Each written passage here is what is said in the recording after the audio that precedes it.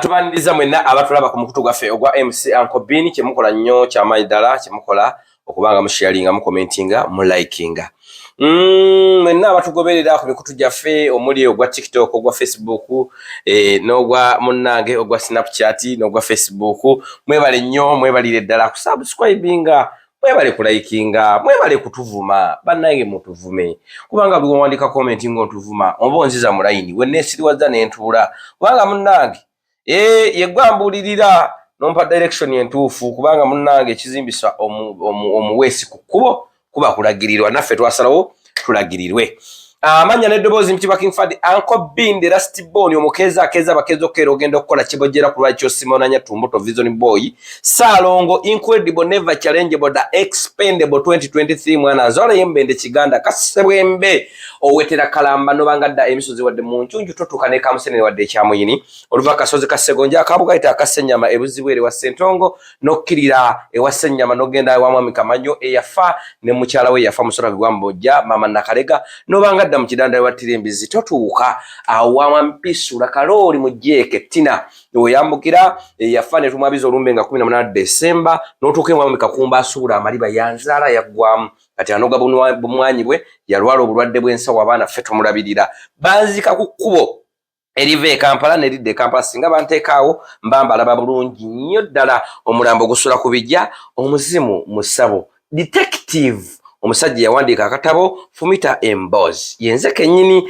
ng'olunaku olwaleero kigera kuba massive nnyo betunaanyiza amwe very sorry abanaasanyuka temusanyuka nnyo kuba muyinza osamba ebintu ng'oli mu ddiiro lyo ndina omukyala Kaalaala njali n'omuteekako bitiibwa kubanga era w'obisobeza era yinza nkyomusanku sinapu kyatinga akusabula Kaalaala mazzi ga kisasi nedda mukwano amannya gange bamikwano bampita Senga asidi ndi bufumbo bwale masirina wadde agamba ndi kyabula komba kyabula kuta kyabula kitta byonna yenze togeza n'onteekako ebitiibwa ebitali Kayindo Kalaalo abwensingo empanvu yogwe gwayita omugogofu olugogofu mu luzungu tugiyita Ivoneke ensinga ey'ekibi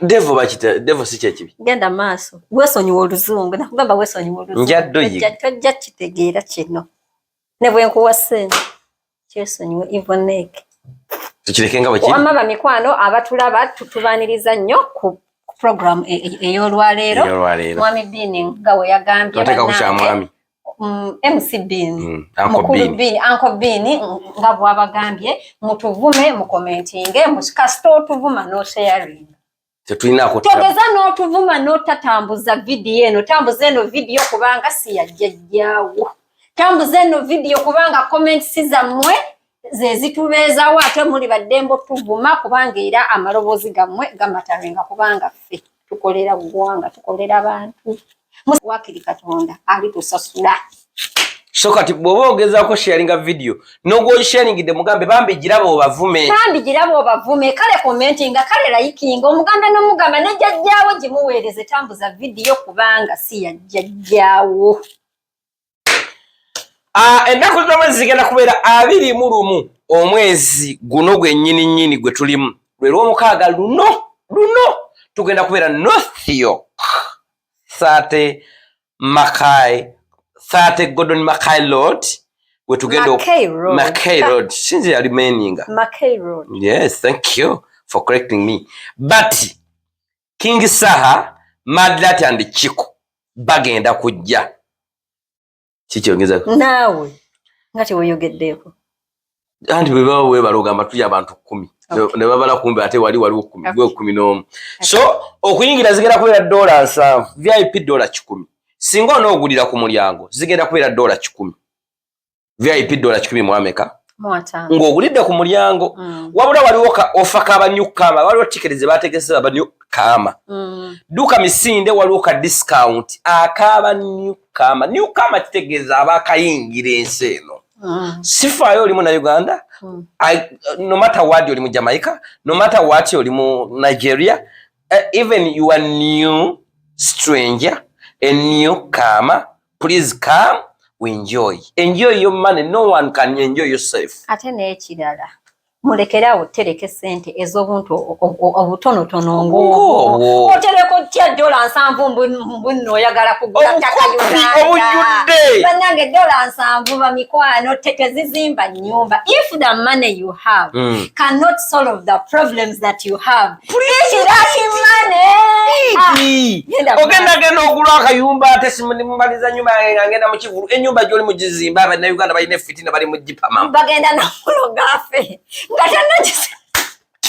enyumba ekwesalire wakagimala bagikuteeke ekwesalire egenda kusala lwakwefiriza ssanyu lya ku nsimbula okubanga ozimba ennyumba ozimba yakigwa agenda okufeera omalirize ng'oli mu ntaana. Solve your problems with the little money that you have by eating that money. Kakati gwe noddira busente obintu bitono nnyo bannaye tubeegayiridde bwegayirizi tusaaga tetubavumye tetubavodde olw'akasente kammwe munnange kubanga buli muntu yamanyi bw'amanaginga akasente ke naye ate waliwo ebigambo ako kubanga era bw'ofa ne bw'ofiira tunaffe tubaawo era tujja kugamba ekyo bambi afudde naye abadde mukopi omusajja oyo abadde yeefiiriza ne bannange olala lututte gundi Let me tell you kamba buulira omugenzi talina share ku maali ye ate abasika tebeebaza mufu mukwano gwe ali eyo ngamba gwe maama taata ali eyo jjajja ali essente z'okuba abasika sirabangayo musika agamba essente eno gyendi okulya ng'ali mu bbaala nti bannange taata wange ali emagombe webale kuzimbekera tebeebaza kyokka n'ekinnuma kiikino bakututte bakuzizaayo ekyaddondo bakuziise abalogo bookuli ku bijjawe kwe basimba omudagala ebintu bye wakola ng'olerekedde abaana bali mu bitunda nga abatunda obutiko obonaabonera omudagala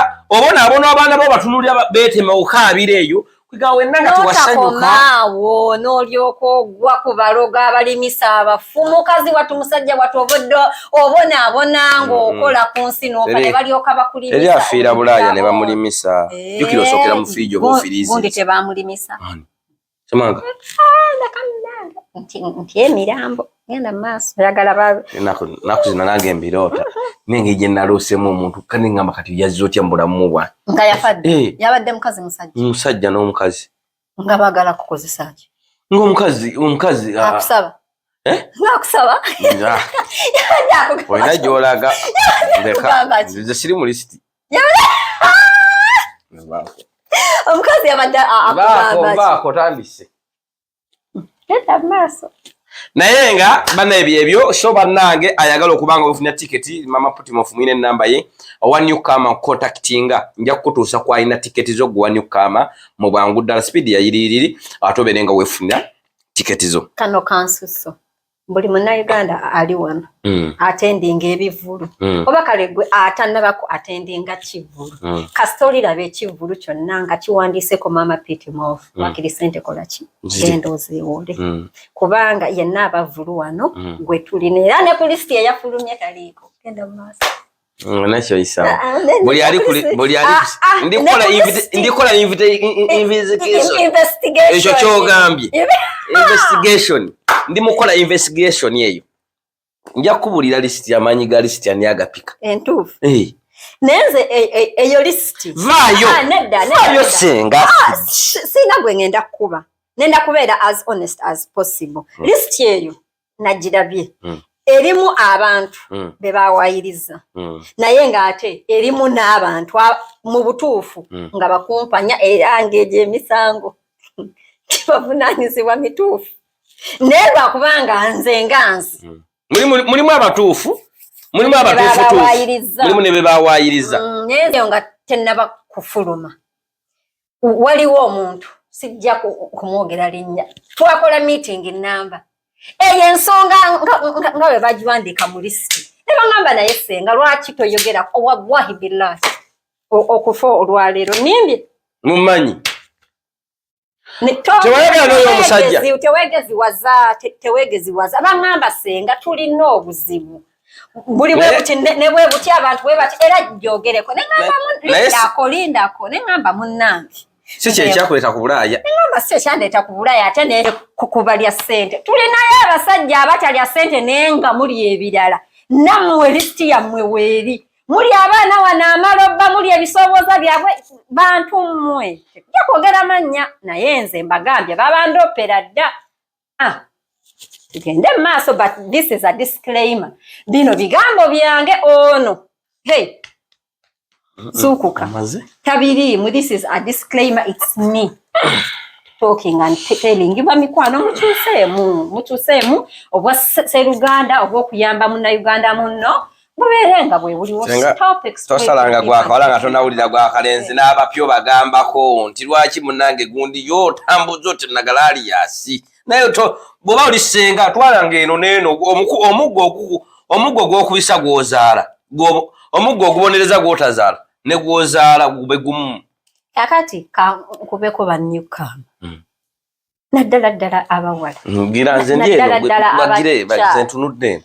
Abakyala abanna-Uganda twalemeramu embeera ey'okulooza mbuno kasitoba nga mbuno gwe oyina ekikweyimirira gwe nga ki ng'omukazi nti every time you don't have money or anything to offer weewaayo omubiri gwo ate bamala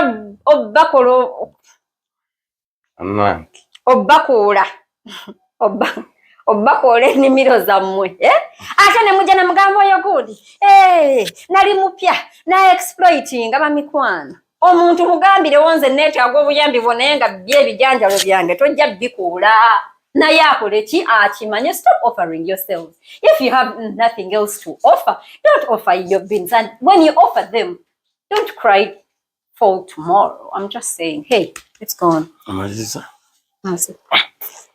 Disclaimer kino ekyogeddwa sikinamu mukono sinaamu wadde endowooza yange wadde abaweerereza ku mukutu guno kya kinoomu. Si kya kinoomu kintu nze nkolerera ggwanga era abantu si kya kinoomu. Ebigambo bino tebivunaanyizibwa ku nnannyini mukutu wadde abakola ku mpewo eno ebivunaanyizibwa ku kabyogera omuntu omu ayitibwa ababimuleetedde ayitibwa nze senga asidi kyabula akuuta akomba akitta akisimu. Olunaku omwezi ogwa January tulinayo conference ya malnutrition gwabagiranga. Conference eya malnutrition ng'ennaku z'omwezi mmeka? Tugenda kuba January ennaku z'omwezi nagintekeera bulungi. Omwezi nazitekeera bulungi naye nga January. Kale gwe ali eyo ayagala okujja mu conference tukutegeeza mbuno waliwo conference about malnutrition oba abaana abaziŋŋamye olwa endya embi obutaba nabiriisa ebigimusa omubiri. Tujja kukuwa details ezisingawo but just know it's gonna be there in January omwezi ogusooka mu mwaka. Details ezisingawo jangu ozisabe mu mwami Bini. N'ennamba y'essimu kweri eyaabwe. N'ennamba y'essimu ey'abatambuza conference eyo bagenda kugikuterawo awo ku screen osobola obbakubirako n'obabuuzaako. Tweyanziza tweyanzinge. Isasa okulaba. Bulamu butambula butya? Ensonyi gisanze otya? Nze sina kyenjigamba ate yange okola gwa kunyirira stress wazitta n'abalinziika sikyabeeguya kubanga ojja wunya nja bawunyira bwe banaagana okunziika ngamba wunyira be balimanyi. Munnange oba tutandikiraawo sookolange akadaga kali akansuza nga seebase bamikwa wakanywako omukyala omwami omuto omukulu ntunda amajaani agayitibwa extreme detox tea.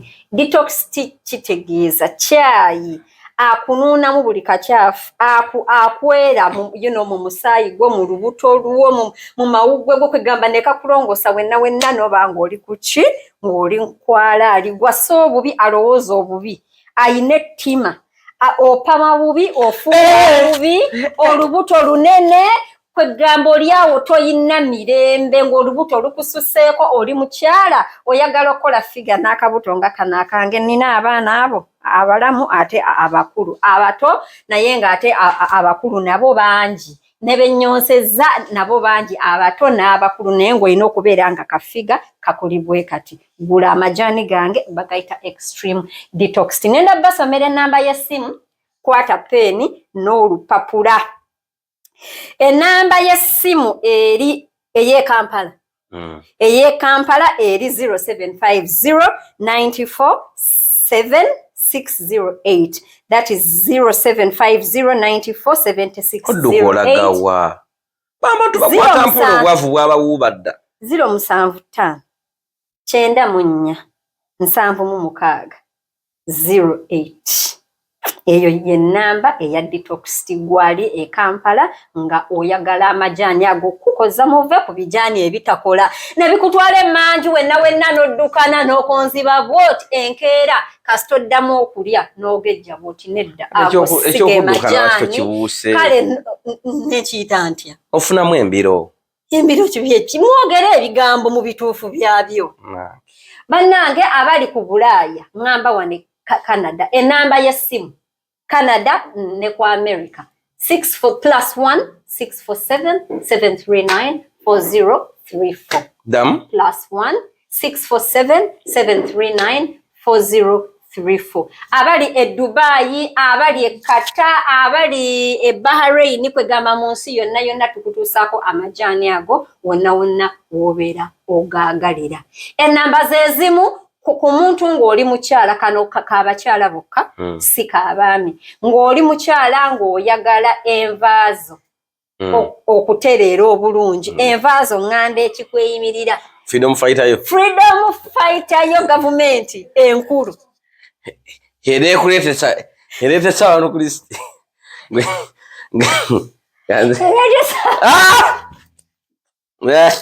ye maama mukwano ng'oli eyo envaazo ng'omukyala ekitumbuwa kyo ng'omukyala ekyobugagga kyo ng'omukyala kirina kuwunyanga kyo tekirina nedda kirina kuwunyanga ngakyo nga tekyeyongeddeemu birala nga tekyeyongeddeemu toyina kuwunyanga kyennyanja toyina kuwunyanga mugaati oyina kuwunyanga yo owulira kitegeeza nti kasita ovaako ku mpunya nga weeyina owunya obeera mulwadde n'olw'ensonga eyo gain the confidence that you need as a woman by using my one and only Canadian boric acid. This is for only women, it's not for men, it's for girls, it's for women and of all ages. The same numbers nga wonna bagamba. The Amara Girls Initiative ekutusako the Global Conference on Girl Child Empowerment ey'omulundi guno wansi w'omulamwa ogw'okusitula omwana w'obuwala okusobola okukyusa ebiseera eby'omu maaso. Olukuŋŋaana luno lujja kubawo okuva ng'ennaku z'omwezi 23 okutuukira ddala ng'ennaku z'omwezi 24 omwezi ogwokusatu 2024 awo ku Woodbine Banquet Hall esangibwa mu Toronto, Ontario. Okwewandiisa kugenda mu maaso kati era ng'osobola okwefunira early bird ticket okutuusa ng'ennaku z'omwezi lumu omwezi ogw'Okubiri ku $350 za Canada eri abava mu mawanga ag'ebweru ne $250 za Canada eri abayizi abava ebweru so nga ate ebyensula sako n'okulya buli kiro zijja kuba $200 za Canada abagenda okwolesa okuva mu mawanga ag'ebweru zijja kuba $8 za Canada. Weefunire kati early bird ticket ku miwendo egisaliddwako tosobwa okwetaba ku lukuŋŋaana luno nga weefunira tiketi y'olwaleero. Okumanya ebisingawo genda ku www.theamaragirls.org oba okube ku +147 emunya emutano mu program watandikire wa oba tumale tugimalire wano nze okusinza gye wantandikisizaako nze mpulira nasanyaladde dda gwe waguma kakati munnange tuba tuli wano ebifo e Kampala nina ebyanyiizizza nina bye nnalabye agahano nahaliya agende Dubai ng'akomo ng'agamba bano abakulembeze bakuba byeyo bano abakulembeze bajja tubba balina gye balaga bali mu kusiba bakuŋŋaanya nti bye nasanze Dubai n'endaba n'eno tetulina abakulembeze tulina bakubi babyeyo nga olwokubanga ki Dubai enyirira nnyo mbu yatuleka wagendayo gwe nze kati ntandike my first travel ngiteeke mu Dubai really nkiyiza okubeera ngo kati kankubuulire oyogeza bwavu mbuuza oyogeza bwavu Dubai jagenda giwummuliramu kale ng'afunye nungi lwaki oyagala okugendayo giwummuliramu kubanga nungi kati ate awo Junior yalimbye eki It's a developed country. Yatunulidde ebizimbe ne yeebuuza ffe ab'Uganda tuli kuki. Abakulembeze basuubuzi. Basuubuzi. Bajja kuba kyeyo. Bajja kuba kyeyo bannange eno disclaimer bamikwano nina bazadde bange bakyali balamu e Uganda ono omwana ali kunjogeza ebyo ebintu naye nga in short Junior yeebuuza lwaki ffe abakulembeze baffe tebataddeewo mpenda kutukulaakulanya nga Dubaaya. In short Uganda omulembe gwa Amin twawulako Dubai twawako Dubai obuyambi kati awo Junior mufu okugamba mbu nno abatukulembera kati bannange ndeka bannange nina abaana ate bannange ndi single mother abaana bange njagala mbakuza eddiini mbalabe nga bafumbirwa nga bazadde ne wangamba nti otya Katonda yekka nange sikakindeka wano ng'okomerera abantu siri nkomerera abantu naye munnange nkoke bojja kyemira wuliriza Bayibuli etugamba muwulirize ng'era mutyenga era muteekemu ekitiibwa abakulembeze bammwe oba batuufu oba bakyamu nnindi era Bayibuli bwetugamba ntuufu nnyo kubanga egamba n'okugamba nti kabaka atawa Katonda kitiibwa temuwanga ekitiibwa kaakati nze abakulembeze mbateekamu ekitiibwa tetwogera ku ggwe twogera ku bigambo bya Junior mutuufu Uganda erimu abakulembeze bo basuubuzi bajja kuba kyeyo Uganda abakulembeze abakulira Uganda tebagituusizza kyentegeeza Junior yabadde yeebuuza omuntu wa wansi omusolo gwawa gulagawa because omusolo omuntu wa wansi gwawa gukozesebwa okuzimba ki public infrastructure ebizimbe amasomero enguudo kati yagamba sente za Uganda ziragawa ifu era kitegeeza abakulembera Uganda baziteeka mu ki tetulaba we ziraga Junior abadde yeebuuza si kyekyo kati gwe newe nenkubuuza ekibuuzo Junior bwe yabadde yeebuuza kyeyeebuuza kituufu omanyi lwaki kituufu lwaki ndi wano wangi lwaki ndi wano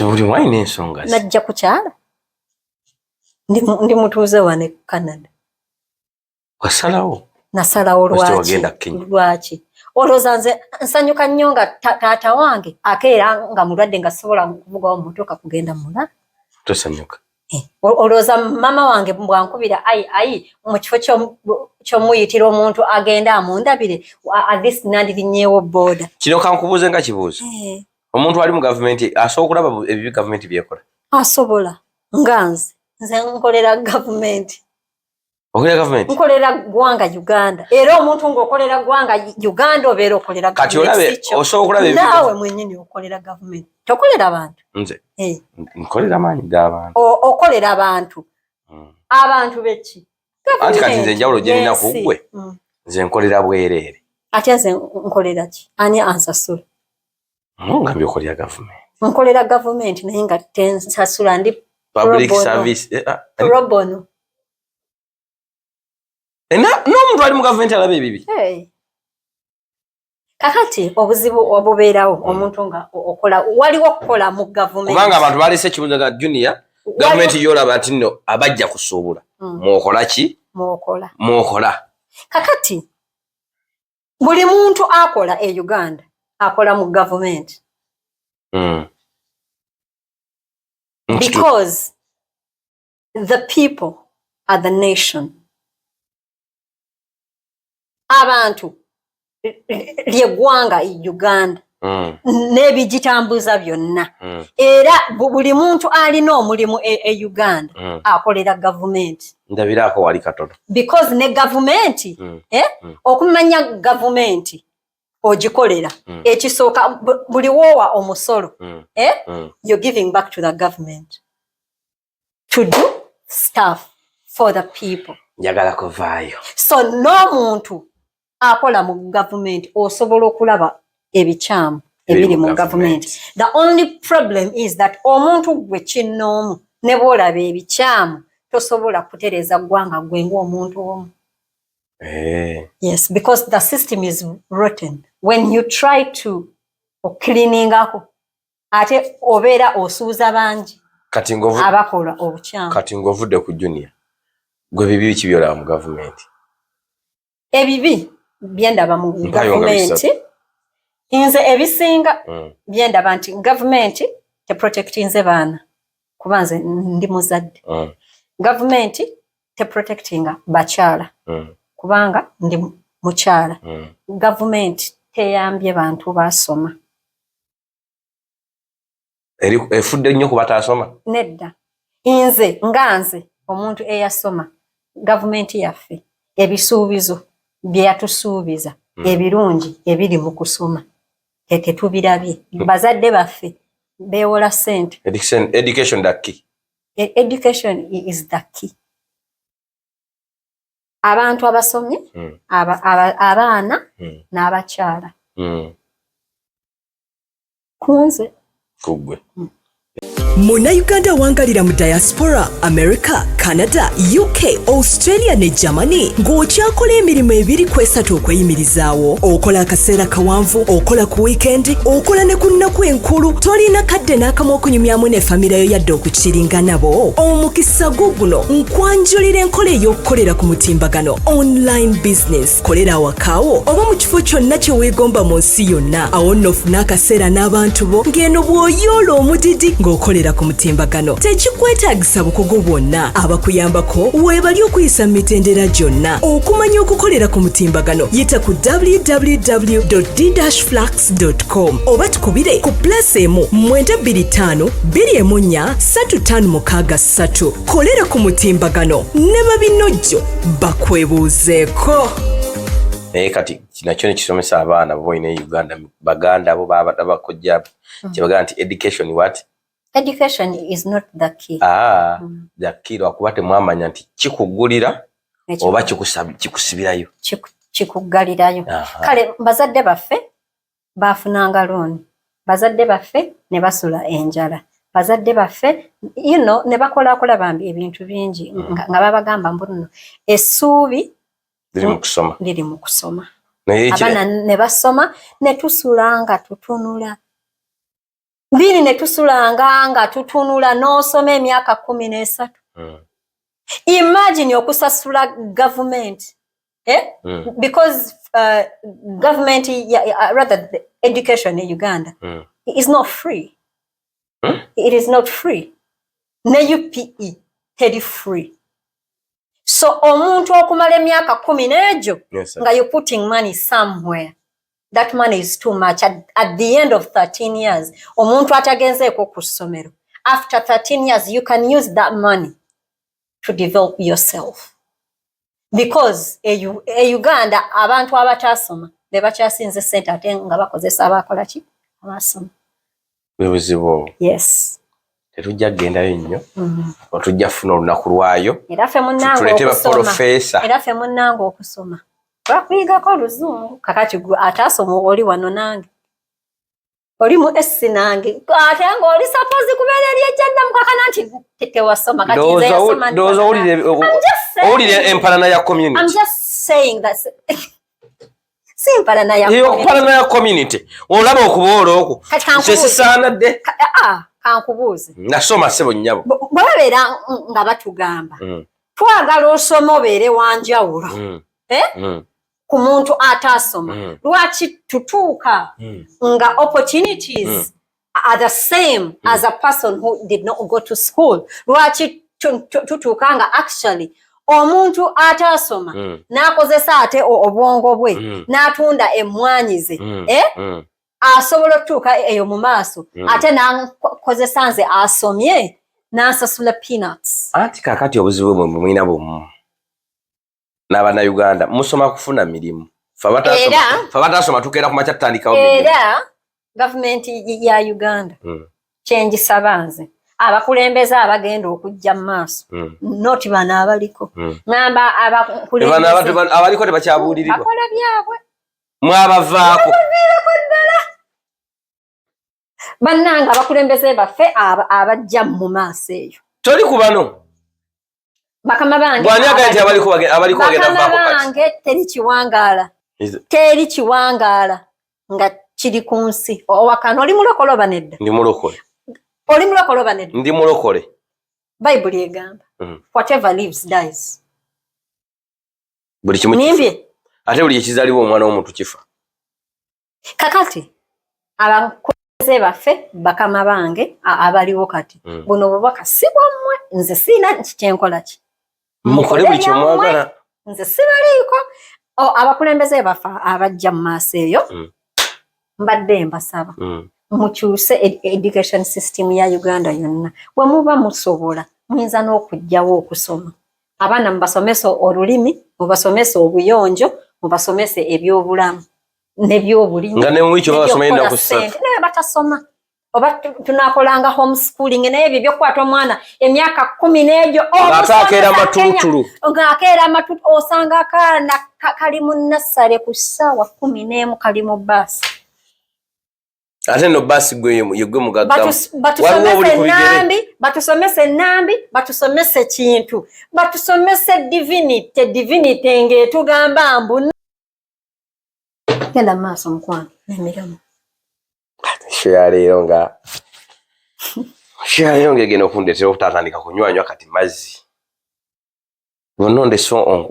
ondese yonoonye buli wamu buli kubo lyonna olitaddemu amagwa. Nawe nkonoonye kolerera abantu okolerera amazima oba nfanfe kubanga ne bw'okolerera obulimba aki ya Mungu ku ntaanayo tuligamba ekisajja ekyo kyalina obulimba naatuukayo eri mu Kiganda wakibigamba akakazi ako kafudde naye maama faani alitwogereranga amazima.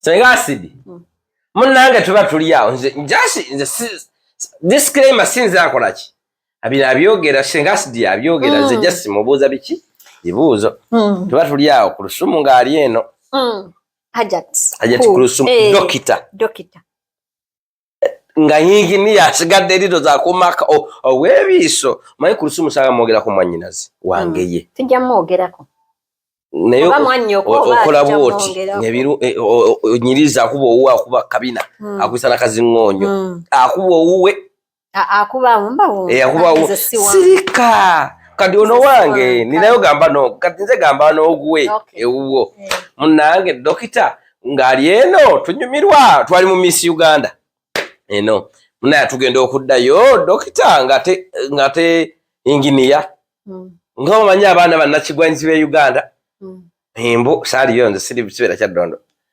vuga bibye atuuka amakiri akuba omukono nga bw'olumirirwa kubanga abakyala tubalumirirwa bamaama mwe tuva bamaama bambi bakeera ku makyalo basanga yogeranga amazima nze omuntu ensonga gw'oli okuzinnyonnyola nange mbeera mu Uganda nga wadde mpangalira Canada ebyagenze mu maaso nabirabye mbuuza endowooza yange eriki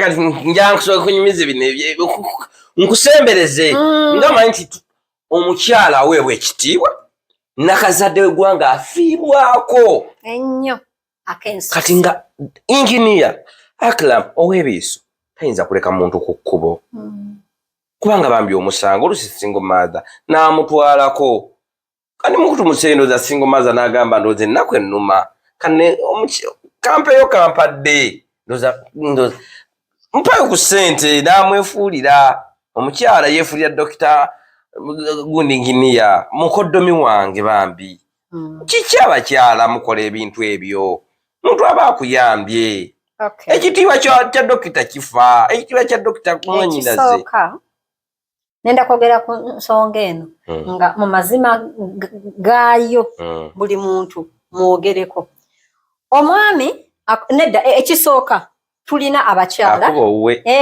ekisooka tulina abakyala abayambibwa ku kkubo mu butuufu bwamu omuntu nayimirira nga wabaddewo enkuba nga etonnya nalaba omukyala ng'ayimiridde wali nagamba bannange bambi mukyala ono leka nkole ki mutwaleko namuteeka mu mmotoka omukyala namwefuulira mu butuufu bwakyo gye bali naye nga mu butuufu bwakyo mwami Akram teyatutteko mukyalamu yabadde nvaako yegwambuuzizza wuliriza which is okay omanyi lwaki which is okay ekisooka wuliriza ekisooka okutwalako omukyala oyo omukyala omulimu ogw'okulenga akaboozi gwatongozebwa mu ggwanga Uganda. Ekyo badde okimanyi? Sikimanyi. Mukwano ekyo badde okimanyi? Takimanyi. Bamikwano gwe ali ku mpewo andaba olwaleero. Okutunda akaboozi ngamba omupiira ogw'ensi yonna gwatongozebwa mu Uganda. Era license ogijjawa tewali abantu. Si wali abantu obeera waggwe wavadde e Uganda. Navaayo mu gwa munaana. Kakati wamma ggwe mwenda. Eyo bizinesi bagitongoza. Era license ogijja mu KCCA wallahi billah. That is why omukyalo oyo yasobodde okuvaayo confidently abanje wallahi. Sengasidi. Wallahi. Botuukawo ng'ogamatira bizinesi yaki? Wallahi billahi. Kola research. Ati mukwano kigambe kaawo ogugolinge Uganda legalizes sex trade. Billah. Senga gugolinga gwe nnyini simu. Senga.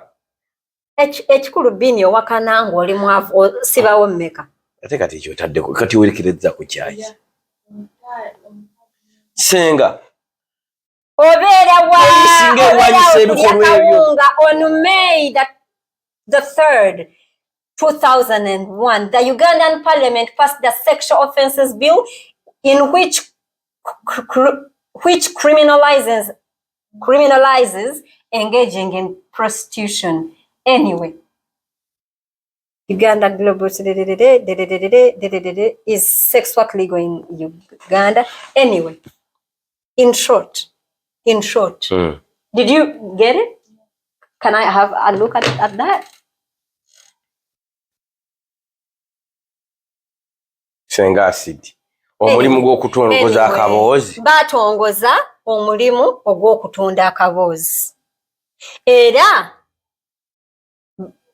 license KCCA yegigaba. Era kati wano e Uganda. That is why omukazi yabadde confident okutwala mwami wakulu ku police because omulimu bagukkiriza.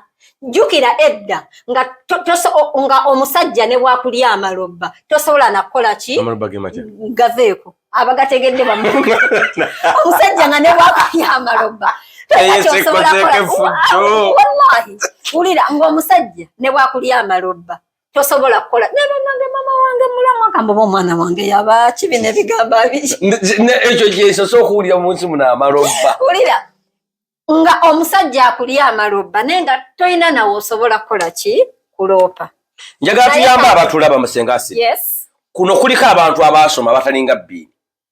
Agende ku Google ye asaakinga okumanya obutuufu bw'ekyo. Mukwano. Asaakinga ekigambo ki? Mukwano gwatulaba. Njagala omanye embu nno omulimu ogw'okutunda akaboozi. Information is power. Nze si wabya agende ku Google ateekemu nti legal sexual and dom. Tugende lindako. Tugende mu maaso. Sijja kukomerera mwami wakulu naye nja kugamba bwenti inti wabula owamagezi owandowoozayo ndowooza yange inti mu mutima gwe mwami wakulu wabanga amanyi mbu nno yabadde atutta omukyalo oyo okwesanyusaamu naye in exchange for kasente n'atamusasula yakoze bubi. Teyagenze kwesanyusa. Uliriza toli lawyer wa Akram kyekisooka eyo ndowooza yange. Ati mukoddomi wange bakuyita Akram. Nze Kawooya. Bakuyita Akram. Nze Kawooya wali amwanyinaze wange. I'm not asking you oba yakikoze oba nedda ngamba bw'abeera nga teyasasula ate bannange teri kikoli mu kisinganga kutwala mukazi atunda kaboozi n'otamuwa ssente ofe ekikoli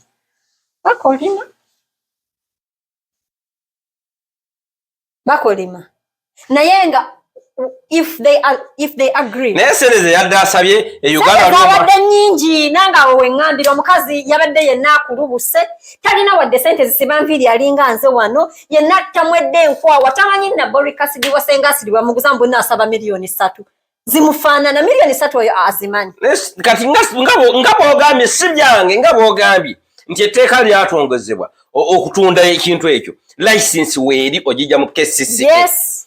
Lwaki KCC eteteekawo minimum page minimum wage yesente sasulwa kati omanyi lwaki that is a private business nti owanyashi bwati owebbeere bwati private business nti gwe oli waddembe okugamba mbunze ennyanya zange zinyirira nnyo singa eza nkawooya nkawooya ye wanaatunda omulengo nusu 5 yamanyi nze zange za 2 mukwano nkeberera akaawo kitegere ontegedde kaakati olina ekintu kyogambye eggwanga kipya obeerawo palamenti yakiisa obeereeyo mukola bwa MC information is power mukwano sex trade Uganda bagirigolizinga Uganda ekulaakulanye kale navayo Uganda ekulaakula I know Uganda naye nze mbadde nsaba gavumenti yaffe abakulembeze baffe abaddako noti bana abaliko abakulembeze baffe abaddako bwe mubeeranga omulimu ogw'okutunda akaboozi munasigalanga mugukkiriza mutuyambe mu controlling monopoly abantu baleme kubeera olinga abeerawo nga bannange envanga zitunda miliyoni 3 ekibanja kiramba mama abantu banakoleranga ki abantu banabeeranga ombuno kukolera naye gwe omanyi enva za miliyoni 3 ziba zifaanana enva za miliyoni 3 ziba zasoma enva za miliyoni 3 zibeera nnyonjo enva za miliyoni 3 ziba n'akawato ziba ne makeup bannange zibeera kwalaali sijja kumenya naye miliyoni 3 banga ki naye omukazi yenna yabadde akuluuse yenna tamwedde enkwawa yenna ayambadde ezinamunga asaba miliyoni andi kakati yabadde aleebuukana gwa musango yabadde anyirira naye omusanga bumanyi okuleebukana yabadde n'enviiri eza nusu 100 mu ebyo ze basazisa kakiripa kano kati kambuuze kakati omukazi bwe bagamba nti nno mama mwami Akram lindako wano anyway kantereze kubanga olitoyinzako mwami waffe nani mwami wakkulu naye senga sidi wegayiridde oli muko yagera oleeta ebintu yagera tujja bwavu era ndikusaidia inginiya gamba nti inginiya bawa dokita kulu ndikusaidia ekisooka yabadde tayenda okwenda kitegeeza okubeera n'abaganzi abaganzi be baki lovers abebbali nga mukyalo oyo teyabadde muganzi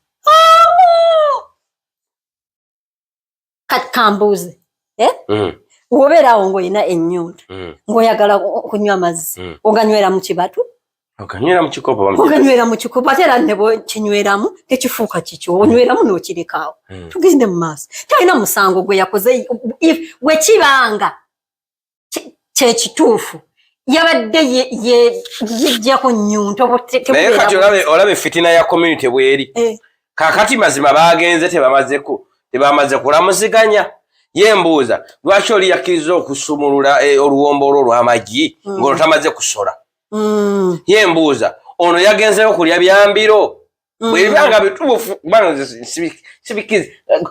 bigenda wala sibikkirizamu nti anti abaami b'e Uganda abasinga baliisa maanyi anyway kati abawenzira ku mwami wakkulu ekisooka abaami bonna abali eyo mwami wakkulu nakola bwati mwenna ne mukifuula mbunno kiwaawaaza amatu bamikwano dokita alindako bamikwano kikyo tegeeza mbu badokita kikyo tegeeza gwomanyi anyway eyo tuveeyo bamikwano baganda bammwe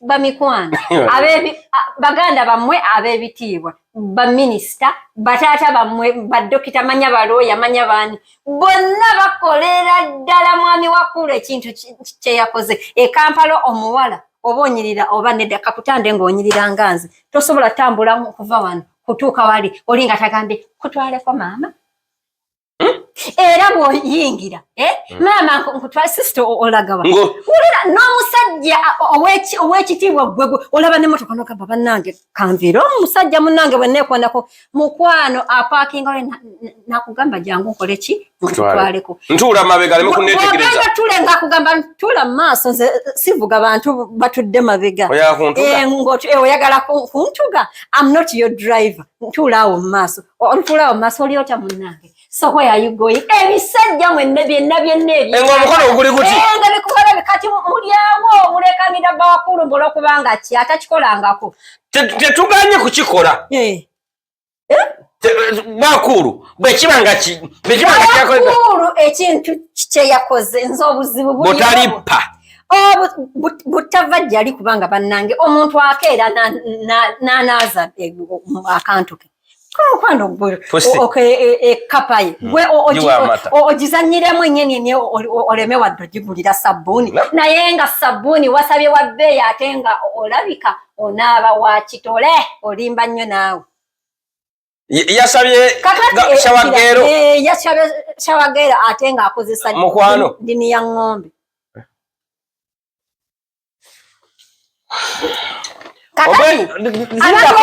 media nga nze naawe nze gwe Zahara Toto manya baani MC Rich fenaffe abateeseza eggwanga tetulina lukusa kuteeseza bufumbo bwa kkulu tetumukwata bufumbo bwe fera kkulu tetumunyezako kkulu yazze n'atugamba tufune bye tukola wabula kkulu ojja fumba ne kkulu nkukakasa ne bwe ginaabeera myaka 10 ogenda nkwawukana ne Akram okyekaliza wano ojja kukola essabo ojja mukwano kuba kati yakukola ki ogenda kukola essabo ekigendo tasa kkulu kiri ekyo muwola musiraamu bali bafumbirwa tebali nga ffe abakafiiri mbadde nenda mugamba nti ajja maliriza alinga nze bufumbo bwalemba kyabula akuuta akomba akitta naye nenzijukira mbu nooli mukazi musiraamu era abakyala basiraamu bafumbirwe era naye kakati kweyenjo kyayoyesaamu abantu gw'ofuna omuntu ayinza okukugambako gwe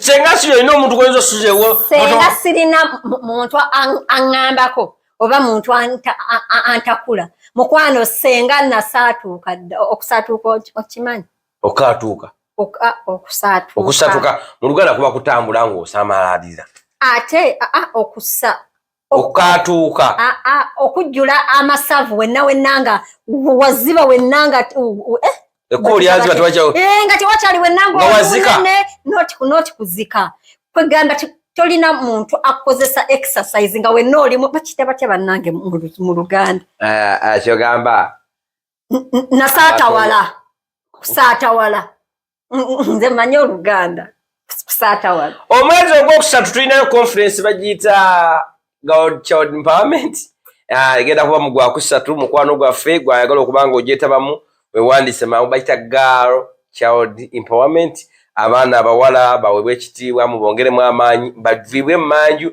baleme nti obukya ku makya nti omwana omuwala omulungi wuuno asobola okuyimirira ku TV yimirira n'ateeseza eggwanga. Give your child the confidence and the power to have the world in her hands, to make decisions for herself, to be able to work for their country and the world and the universe at large. Give them that power, and that conference is going to be when? March Ogwokusatu. March? March. Ogwokusatu. Yeah. Abiri mu South Public abimunya. 23rd to the 24th of March 2024. Girl Child Empowerment.